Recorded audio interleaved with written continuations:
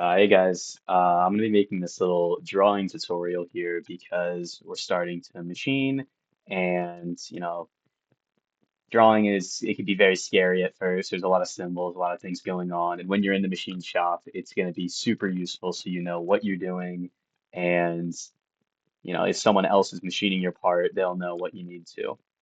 So this is just going to be a little tutorial. Feel free to message any of your team leads if you have any other questions, but this should cover a lot of the basics of tolerancing, dimensioning, and GD&T.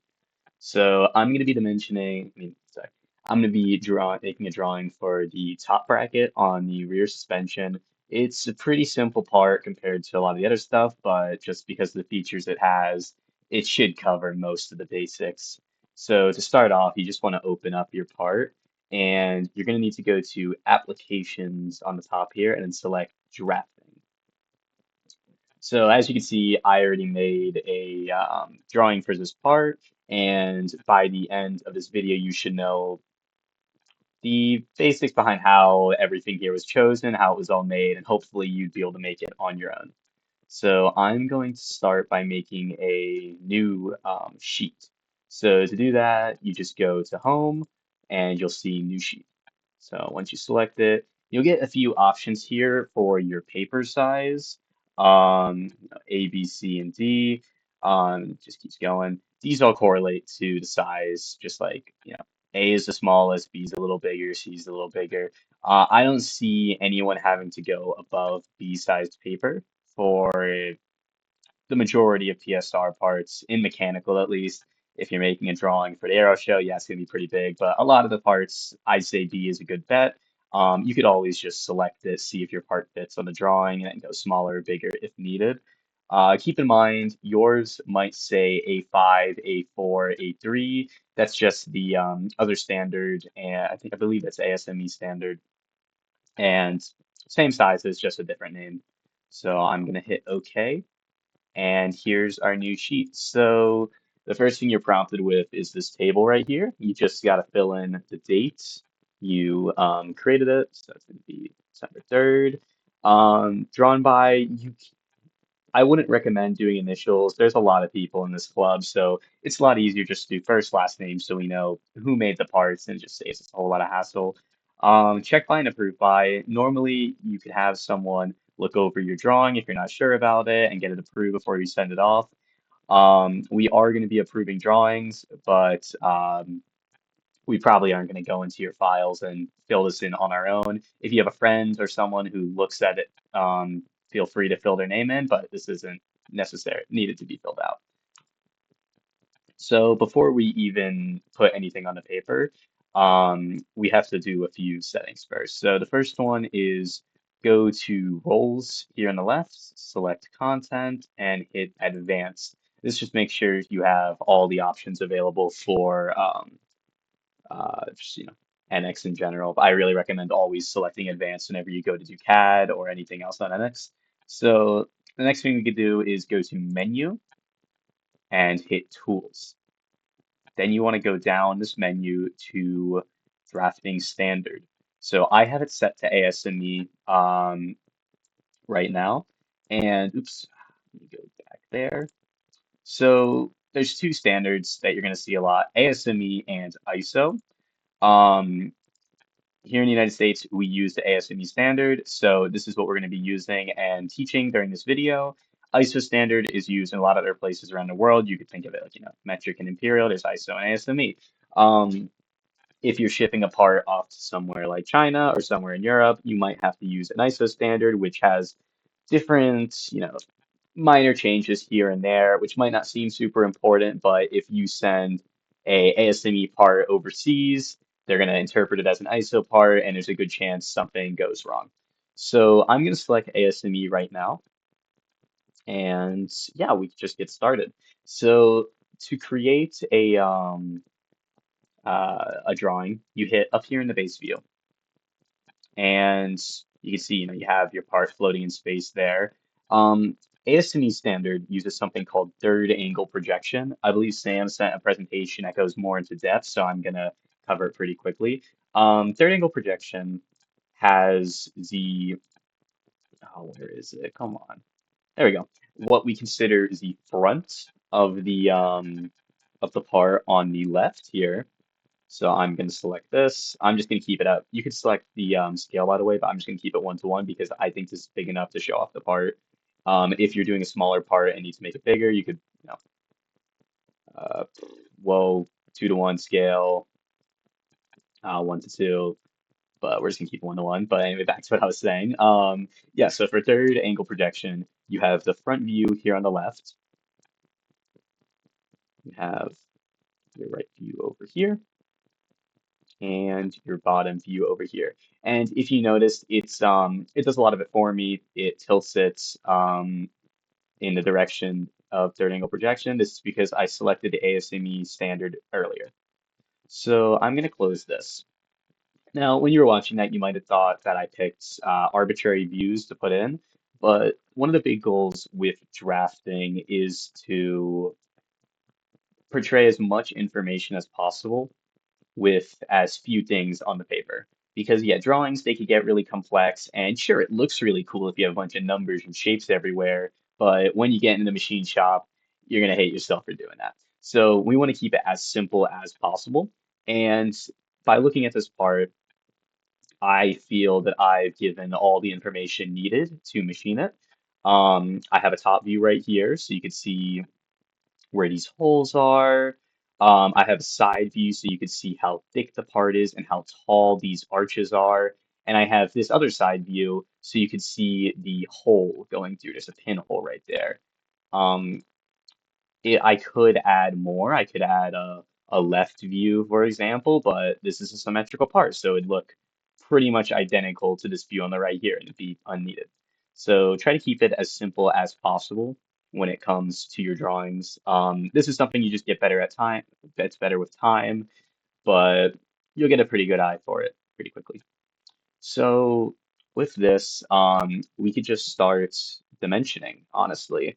Um, yeah, so let's just start right there. So there's a few different ways to go about dimensioning.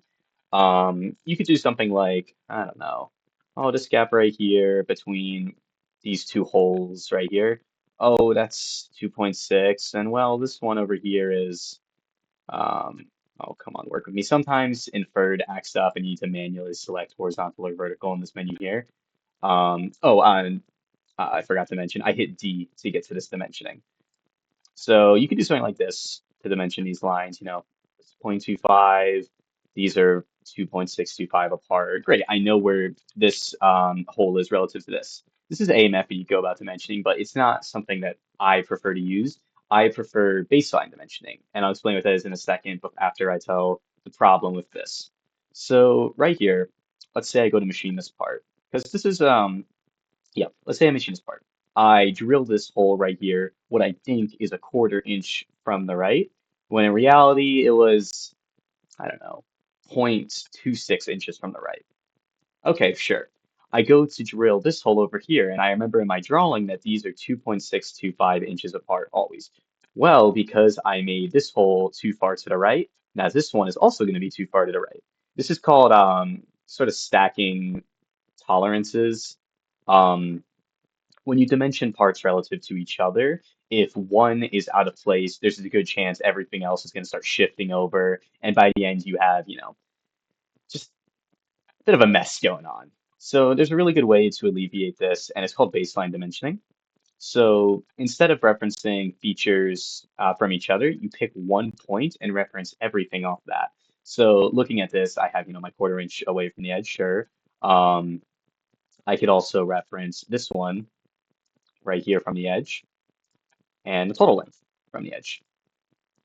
So in doing this, everything is referenced from the same point. So when I go to measure it in the machine shop, I'm always going to be measuring from this edge, which is known, and any tolerances, they'll only be repeated once. If I make any errors, it's only going to happen once. It's not going to stack. It's just going to be the end of it. So I'm going to finish up dimensioning this part and just add this one right here. So you might be thinking, hey, that doesn't really tell you the full picture. Well, we could add, more dimensions to this. We could, I don't know, put this arch here like this. Oh, come on, man. We could put this arch in here. We could put this one in here. Wow, look, I don't have any room. See, the issue is you could totally stack all your dimensions up like this. This is a fine way to do it. But keep in mind, we have this view down here. So remember what I said about trying to keep information as minimal as possible? We could, instead of doing this 1.875 here, we could do it down here. Suddenly, I just freed up a lot of space up here in this view. And we could keep doing that. We could view this one right here, just select anywhere along that line. We could do it like that. And actually, I'm going to do a little nitpick. So one thing I just want to go fix, this line is going down. You want to have your dimension lines away from your part. It just helps it look better and makes it easier to see what's the part and what's a part of the drawing. So I'm just going to keep going through this. And I could finish up and dimension this width right here. But if you're looking real close, you'll notice that this total length was already dimensioned up here. So we actually don't need it. And I'm also going to get rid of this because we dimensioned it right there. So that's a lot of our dimensions in there. I'm going to go and do the screw holes now. So this one, you're probably going to have inferred on. I often just switch between them manually because NX doesn't really like to cooperate. And I'll do this. I'll make it a diameter just because we're going to be, it's for screws, and screws are typically measured by their diameter. So I'd rather use a diametrical measurement. And one thing you could do is, as you can see, this repeats over here. We have two of these holes. So instead of dimensioning it twice, you can double click on your dimension and then type in 2x into this box right here, which tells the machinist, hey, just repeat that hole over here. Yes, they're going to have to make a bit of an assumption of what you mean, but just looking at the drawing, there's really only one other thing that's going to be, and it's going to be this hole. So doing 2x is perfectly fine in this situation. So let's go and dimension this one right here. This is a radius of the pillar right here. And just like the circle, you can do 2x because it repeats on this side. And let's get over to here. So this side right over here, you might have noticed that I didn't dimension this width right here. I'm going to do it over on this drawing because I could anticipate the other one becoming a bit messy later on. There's already a lot of dimensions there. I want to keep it simple. So yeah, let's just keep going. I got to get this thickness of the metal right here. I got to get the location of that hole. And I've been doing this the whole time, but you generally, in a case like this, where these arrows are kind of intersecting with the numbers, just drag it over to the side. Helps with readability a lot. I got to get this curve right here. I'm going to have that be radial. We have another, in this case, is for a shoulder bolt, but bolt's going through this hole, so I'm going to have it be diametrical, just like the last time. And I think that's it. Oh, I also want to get this angle in here because I could do a vertical distance right here, but I mean, it's a little crowded. There's a lot of intersecting lines. I'd rather not do that. So what I could do instead is I could select angular, go down here. Don't select that one. That one's wrong. What?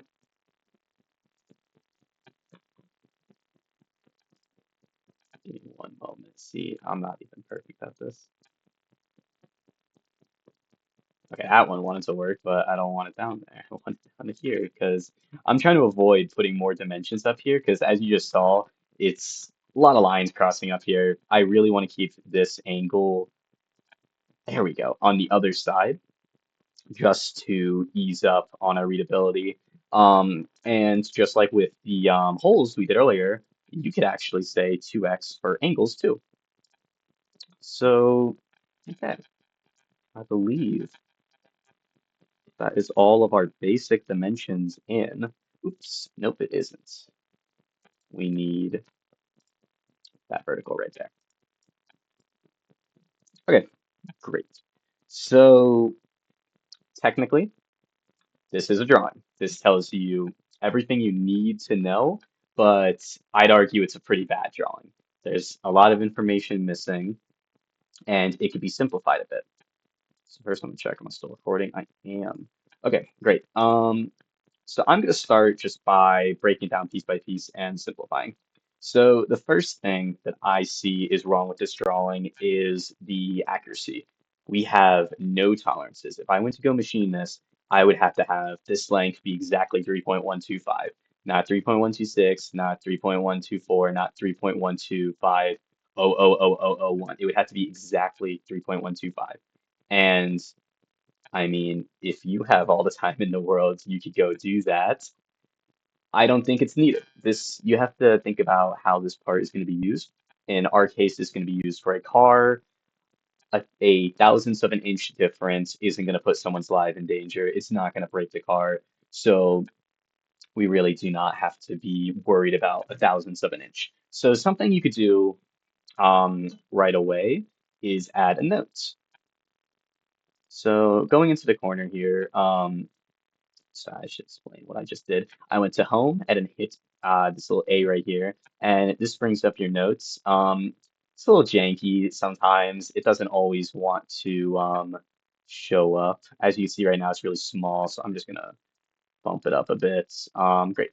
So notes are really important for engineering drawings because there's some stuff you can't convey through numbers. For example, the material. Also, sorry, side note, notes should be in all caps. So have your caps lock on for this. So I'm going to set the material as aluminum 775, and I'm going to add a little note about tolerances. So you're going to see this if you take a class like 164, you're going to be seeing this a lot. This is where I learned almost everything about drawings. Tolerances, they're really important because they give us wiggle room when it comes to machining. Like I was talking about earlier, you don't need to be 100% precise when machining. We don't expect you to be. It's a lot cheaper to be, not fully precise. So we want this part to be, when you're thinking about making a drawing, you want as much wiggle room as possible. So I'm going to set some basic tolerances for a few things. So what I'm typing right now is saying the tolerance for the first decimal point. I'm just going to put this here. Yeah. So I'm saying for the first decimal point, I think point 0.1 is fine. So I'm going to go to symbol plus or minus point 0.1. So pretty much anytime you see, this 3.125 right here, that one decimal place could go up or down by point 0.1, and I don't see any problems arising from that. For the second decimal place, I'm gonna put 0.05, and I'm gonna add a marker about angles because angles are a dimension too. So we're gonna do plus or minus 2 degrees. Okay, great. So these are our general tolerances. Unless specified in the actual drawing, you'd follow these tolerances for every dimension on here.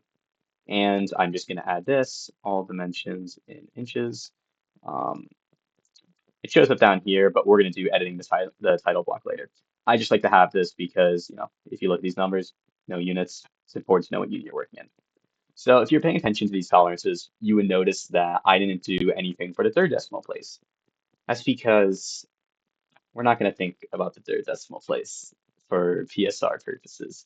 Um, if you're looking at it numerically, that might seem like something big to ignore. I mean, hey, that's a fourth of the numbers on this. You're just going to get rid of that. Well, when we actually think about how big that is, it becomes pretty irrelevant. I mean, a thousandth of an inch, I can't even really like move my fingers apart a thousandth of an inch. So is it really going to affect the rideability of the car? No, it isn't. So we really don't need to worry about that when machining. It would cause a whole lot more headache if we did. So I'm going to go back through our dimensions, double click on them. Next to this X here, you can select how many decimals you want. And I'm just going to be setting these all to 2. It's a little tedious. I'm pretty sure you could go through the settings and have this by default, but I didn't do that because I didn't really think that far. So I'm just going to be going through 2 decimal places everywhere.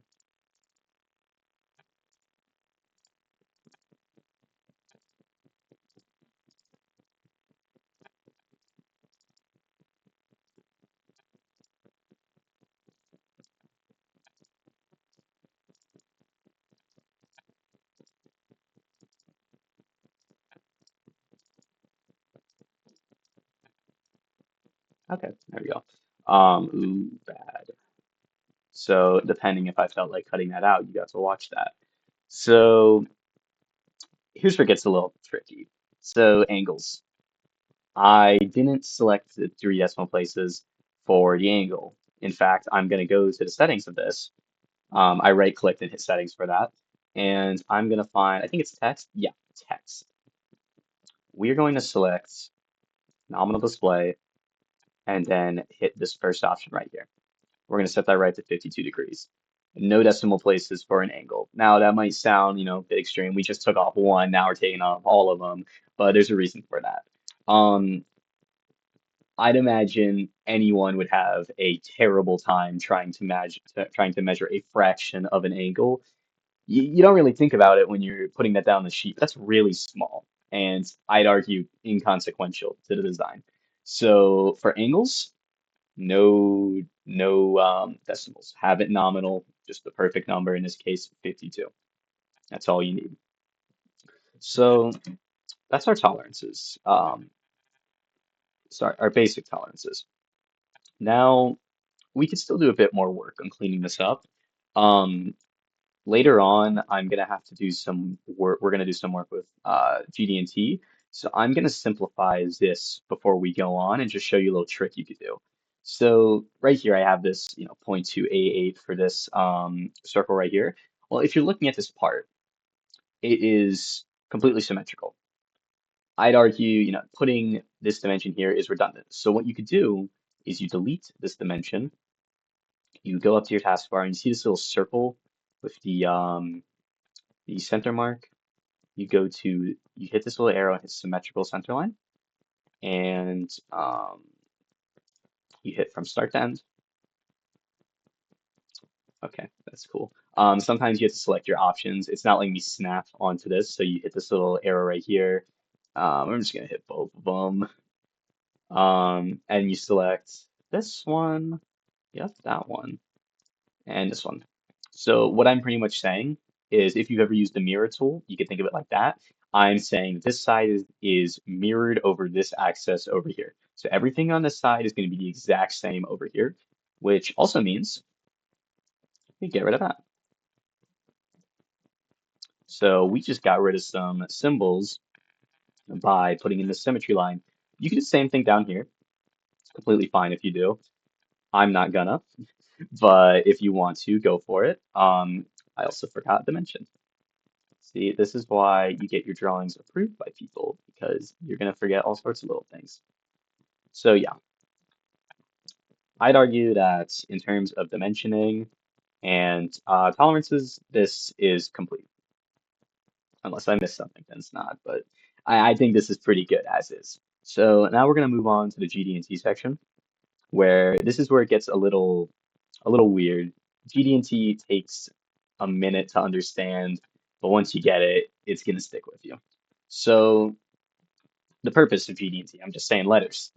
So there's a few parts of this design, I'm going to say before I do this, we would consider critical.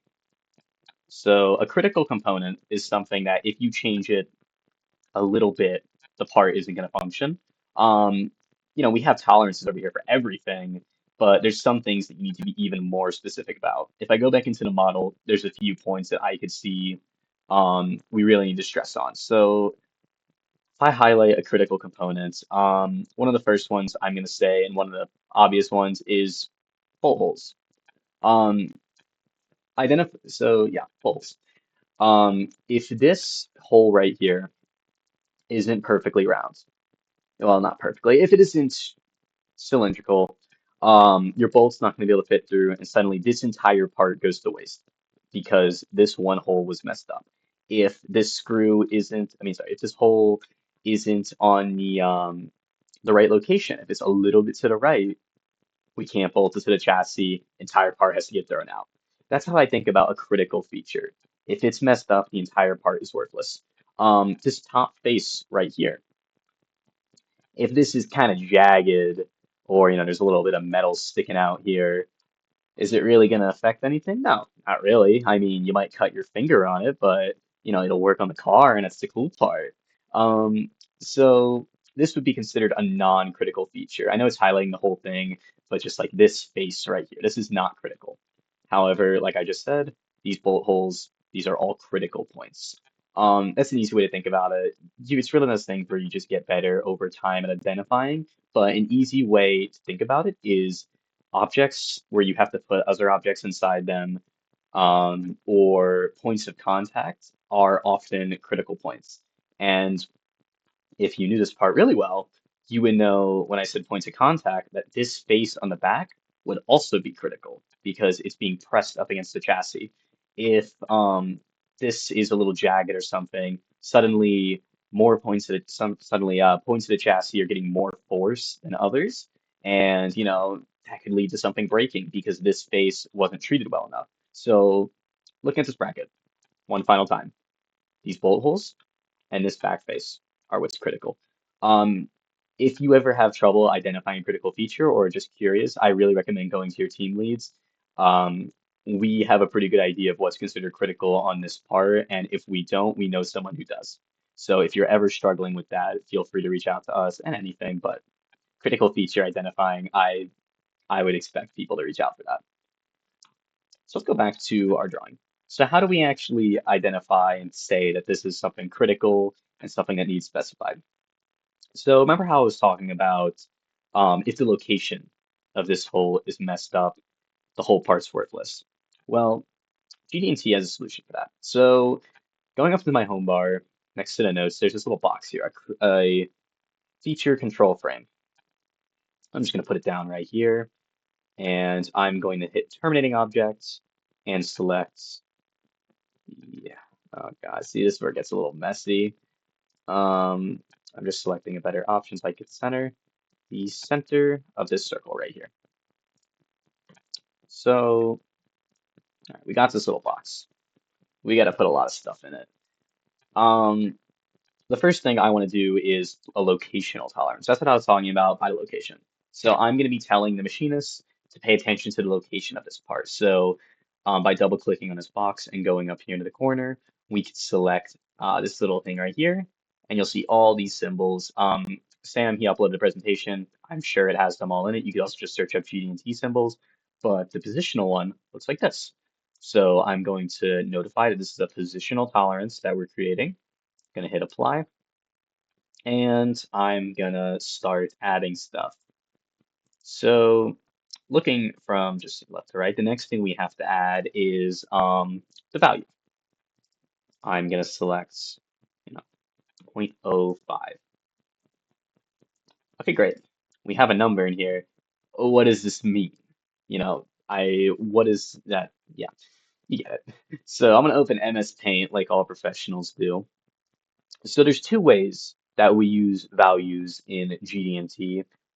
Well, that PSR uses, there's probably more ways, but here's how we're going to use it. So right now, this value right here represents, it's going to do a little visualization. Let's make our circle right here. This is our bowl hole. And right now I have a 0.005. So the way GD&T visualizes it, this is where it gets kind of weird, is two parallel planes. This is a little hard. This is really weird, but you just gotta stay with me on this. Two parallel planes that are 0.005 apart. That's what I'm saying when I have no symbol and when I just have this number 0.005. So you have to imagine two parallel planes, and we're pretty much saying that we're going to be in between those planes to be intolerant. So if this is our bolt hole, obviously it's way bigger, but just that center point right there is what we're looking at. So imagine this is the center point, and for some reason it's hollow. There you go. Let's say it was a little bit too high. Okay, so we're out of that 0.005 parallel planes range. This part fails tolerance and it's not useful anymore. So that's what no symbol here means. But there's a bit of a catch with that. So the thing with parallel planes is, I'm just going to cut it off like a section right here. Oh God.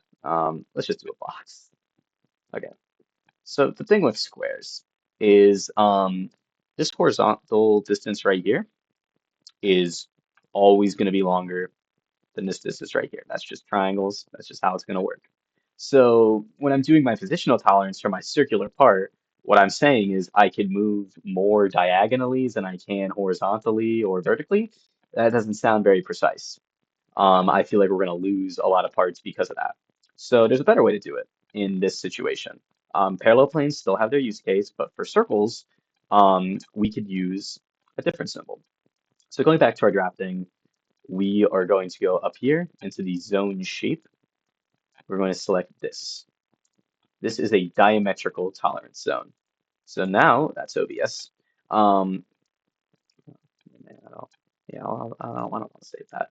Now what I'm saying is, instead of two parallel planes, we are now working inside of a circle.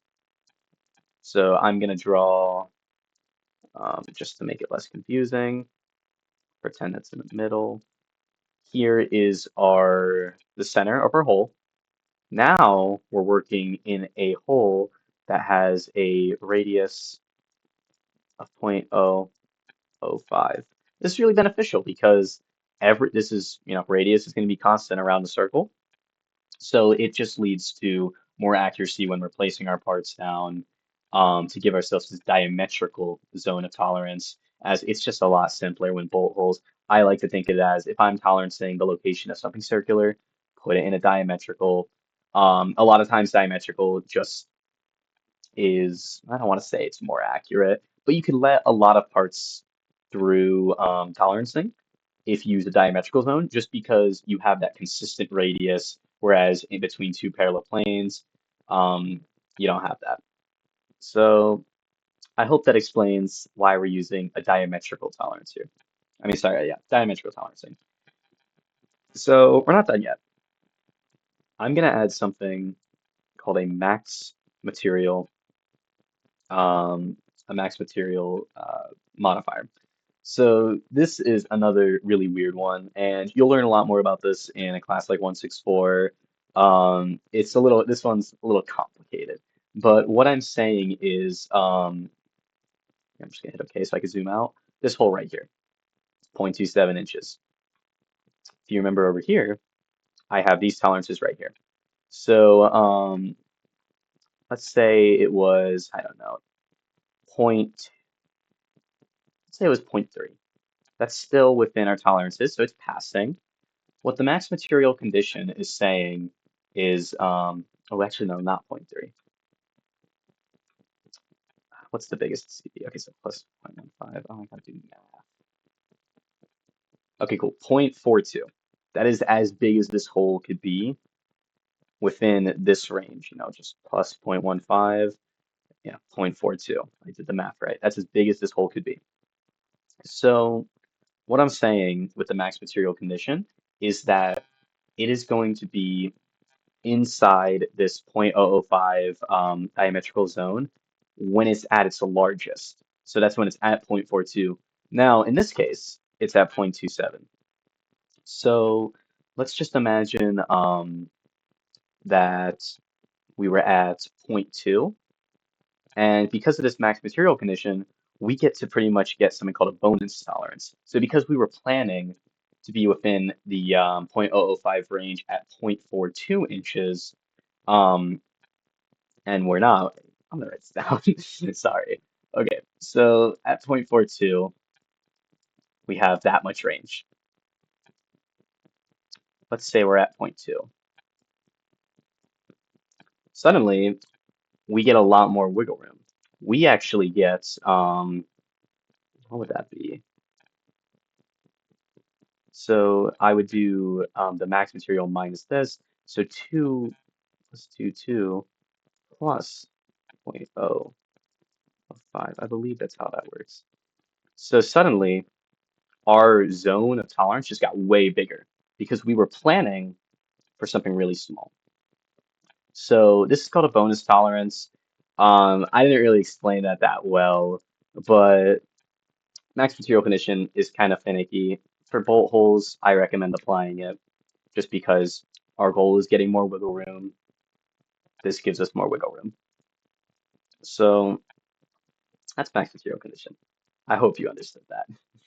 So the final thing in this control frame is a reference. So I'm saying it has to be within a diametrical zone, but I don't have any coordinate system. I mean, it could be, you know, angled going this way. You know, my X could be up here, my Y could be up here. It could be all over the place. So you need to establish what your, I guess the proper term wouldn't be coordinate system, but I like to think of it like a coordinate system. So you're going to establish the planes you're going to be in reference to.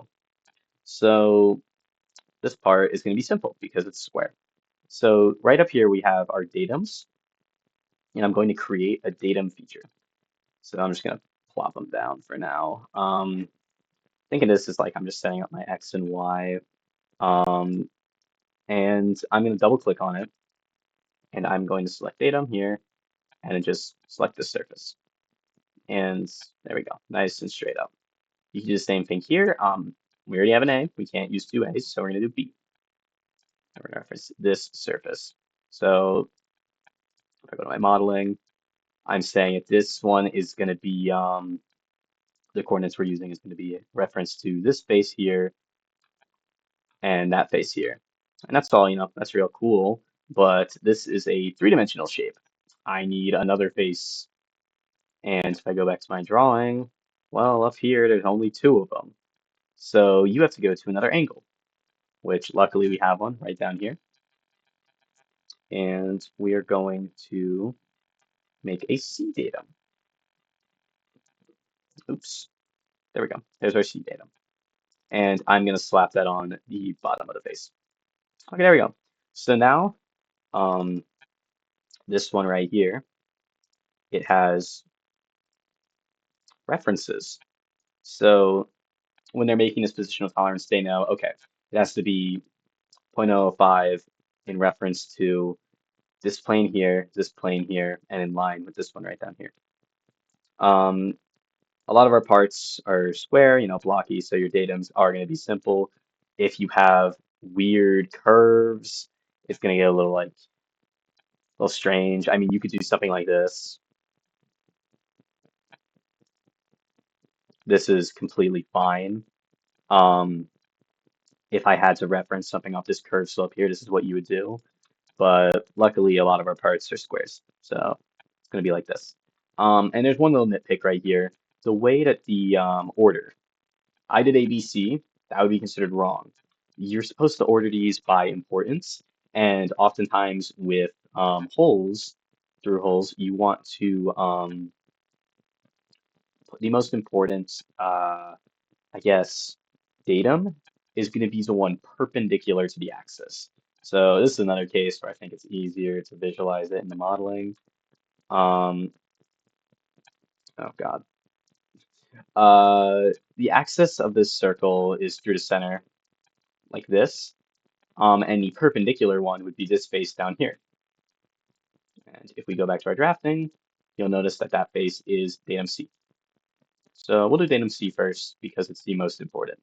And in the other two, these two are equal importance. You could put them in whatever order you want. It's really just up to personal preference at that point. So that's our first GD&T marker. Positional tolerances are, they're a lot. I'd argue this is one of the hardest ones you're going to have to do. And if you didn't understand my explanation, uh, whoops, it's very weird. Feel free to ask again. Um, yeah, we're going to do another one of these because if you noticed over here, we have another hole. And also one thing I just realized that, two things actually. I'll do this one first. This datum over here applies to this feature because we said it's symmetrical. So you don't have to worry about putting it twice. And also just side note, I should have said this way earlier. Um, you're supposed to indicate how deep your holes go. And with this one right here, this radial dimension, I would click on it and I would type through, which just tells our machinist you go all the way through. That's a side note though. So we have one more thing that we need positioning tolerance, and it is this circle right here. So I mean, I'm just gonna do that, copy and paste it. I mean, the thing with drawings is you want to keep it as easy as possible. Might as well just, reuse some stuff. So I'm going to put it over here because I don't see, okay, I'll get it this time. You gotta hit OK. I just want to get that on the paper. Um, and yeah, so the one part I'm gonna have to change about this is this, the perpendicular axis. This hole is going this way, so B would be perpendicular. But besides that, it's good. So that's our table for positional tolerances made. There's one more thing you have to do. When you're making a positional tolerance, you have to use a basic dimension. So what that means is you're going to click on the dimension you use to reference the hole, and you're going to hit, I think it's this little bubble. Yeah. You're going to select that little bubble right there. And what this is doing, it just helps with readability. It just is telling you to reference this dimension when doing your um, locational, positional GD&T. That's all it does. It's real useful and just helps with readability because it differentiates it. Okay, cool. Um, there's a few more things we have to do. So if you remember before, I was talking about how if this isn't perfectly, you know, if this isn't circle shaped, your bolt's not going to fit through it. So that's something we're going to want to specify with GD&T. So I'm making the control frame, and I could put it on this left one like I have been doing for everything else, but because these are mirrored, I'm going to reference the one on the right because it clears up our picture a lot. So I'm going to be doing something called a cylindricity constraint. You could do, so circularity and cylindricity, they reference, how circular your thing is, but this is the 3D one, and as this is a cylinder in 3D, we're going to be using cylindricity. So this is going to be way easier than the other one. We're just going to say it has to be cylindrical within a zone of 0.005. And that's going to be between two parallel planes. I mean, that one even includes it in the picture. That's real nice of them. But yeah, that's just how it is.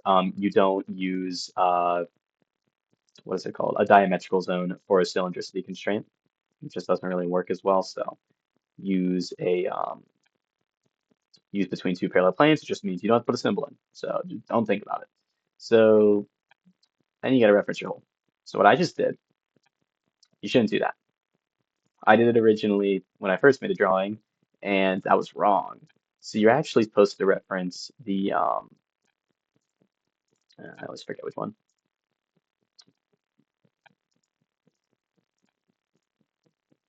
There we go. We're referencing the outer diameter because that's what we need to be cylindrical. You could try to make the center cylindrical. You're making empty space cylindrical, but you could really try. But when you're machining, reference the outer diameter because that's what we're making cylindrical. And you're going to do the same thing over here. So yeah, let's just do that. This is a case where this is just a gross feature. Um, so there's going to be all sorts of junk coming off it. Let's just select that one. Okay, great. There's our cylindrical. Just because, another shoulder bolt hole, another bolt hole, we're gonna want to keep it cylindrical. Okay, cool. Um, there's one more. If you remember earlier, I was talking about this bottom face right here, how it has to be flat to not interfere with the chassis. We are gonna add another constraint. This is, another GD&T, probably our last one. A flatness tolerance. That one's pretty self-explanatory. It's how flat it is. So if I have, our two parallel planes that are point oh 0.05, I don't even, yeah, there we go, 0.05 apart. If your surface looks like that, that's perfectly okay because that's within tolerance. And you may be thinking, hey, that's not flat at all. That's super jagged. And yeah, if you look close enough, but if you zoom out all the way over here, everything, it's going to look flat. And in reality, it's going to be flat because nothing is, perfectly smooth unless you polish it for hours, which we're not going to do because there's no point. So I'm going to apply that here. And here's where things get a little tricky. This is another really minor thing. Um, because I'm saying that this surface is going to be flat, I want to move this datum on the flatness constraint. Now, you might be thinking, why am I doing that? The way I think about it is what I originally had was saying that everything should be referenced to the perfect nominal flat, sorry. I was originally saying that datum C was on this nominal line right here, when in reality, it's going to be referenced off of this 0.005 flatness line. So, the real line is a little bit bumpy. When you're machining, honestly, you wouldn't notice a difference. But just for, standard's sake, if you're applying a flatness constraint on a surface and you also have a datum on that surface, attach the datum to the flatness constraint. The flatness tolerance. That's just standards. Okay, looking at this part, I believe that's everything. Nope, I made a mistake. This is the one referencing the hole, not this one. This is the thickness. Yeah, I'm locked in. Okay, now I'm doing one last check at everything to make sure I don't lead a bunch of people astray. I think we're good. Okay, great. So right now, this is a usable drawing. I think it's pretty good drawing in my opinion. Um, but there's a few things that we would change because the drawings you make here, I don't know, you might make one that you're pretty proud of. It might be really good. So, if you have an interview, you might want to show it off. So we're gonna tidy it up a little bit to be more presentable. So the way I do that is oftentimes through this title block down here. So we're gonna change some things. Um, First of all, so double click. Oh, oops. Um, I recommend doing this at the end just because what I'm about to do is gonna mess some stuff up. You're gonna want to click on View, go to Work Layer, and make sure you have 256 selected. That's the layer that the title block is on. So you right click on it, you hit Edit Definition, you hit Edit Title Block, and you're gonna right click this. Oh, it's been provided by Siemens. It's awfully nice of them, but we're not gonna put that there. Um, we are gonna put that. We're gonna put the name of our piece. So top right, good, lovely. Siemens logo. We're not working for Siemens. We're gonna get that out of here. So there's a few more things. This is the third angle projection symbol. This just indicates that we're using third angle projection. Um, what you're going to do is you're going to double click on it. Gives you this. We're going to cut it. We're going to paste it over here. So that's just a standard. A lot of companies like to put that in this box just because, it's going to be empty. You might as well use it. And I'm just going to delete this. We already say all dimensions and inches up here, so it's kind of unnecessary. We're going to do one more thing, a little bow on top. So you remember the Siemens logo was here. We don't work for Siemens, we work for PSR. So I'm going to add the PSR logo. So if you go to your browser, oh, that was me doing review before this. let's go to you can search up the Purdue Solar Racing logo. I'm sure someone has a PNG of it, but hey, they also put it on Facebook at one point. So I'm just gonna right click and save it to my downloads because I'm an organized person as a PNG. Great. I'm gonna hit this little image button up here, hit the folder, downloads, and oh, boop, PNG, PSR logo. And then we'll just, drag that over into place.